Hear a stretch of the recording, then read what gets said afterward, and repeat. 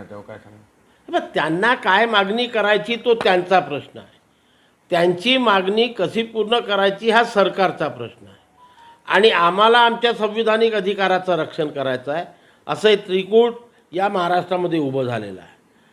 आज कुठल्याही प्रकारे त्यांना सरसकट कुटुंबांचे प्रमाणपत्र कसे द्यायचे, कसे देऊ शकतात तो सरकार विचार करेल.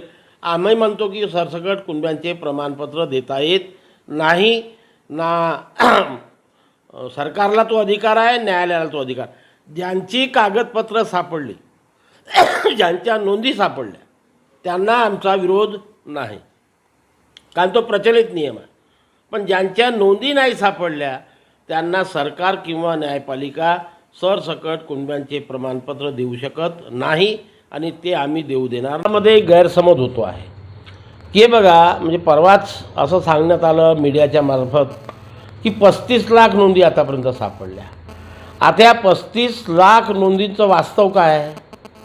13 ठिकाणी ह्या नोंदी शोधल्या जाऊन राहिलेल्या आहे. 13 ठिकाणी जाताना एका तालुक्यामध्ये 13 लोक बसले आहेत, त्याच्याजवळ 1000, त्याच्याजवळ 1000, असे 13,000 नोंदी सापडल्या. पण माझं नाव 10 ठिकाणी आहे ना, मग हे जे रिपिटेशन आहे हे काढावं लागेल.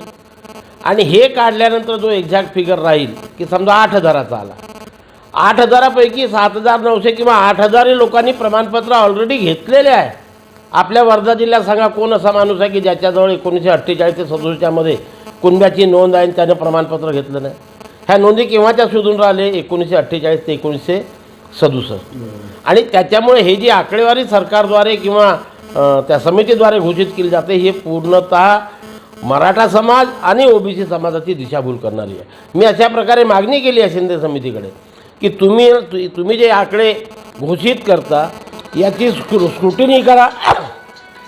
स्क्रुटिनी झाल्यावर एक्झॅक्ट किती नोंदी सापडल्या ते घोषित करा आणि ते केल्यानंतर त्याच्यापैकी आधीच म्हणजे समितीचं काम सुरू व्हायच्या आधीच किती लोकांना प्रमाणपत्र सरकारने वितरित केले ते घोषित करा. आणि मग उर्वरित नोंदी ह्या नवीन नोंदी आहेत असं सुद्धा घोषित करा. आणि त्यांची नोंद कुठल्या दस्तऐवजात सापडली हे सुद्धा त्याच्यासमोर द्या, जेणेकरून त्या व्यक्तीला आपलं कास्ट सर्टिफिकेट आणि व्हॅलिडिटी काढायला मदत होईल. मी आपल्याला खात्रीने सांगतो 0.5 किंवा 1% वर नवीन नोंदी नाही. थँक्यू.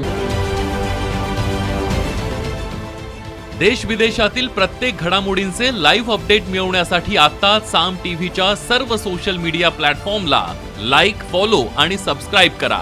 तसंच सर्व नोटिफिकेशनसाठी बेल आयकॉन प्रेस करायला विसरू नका.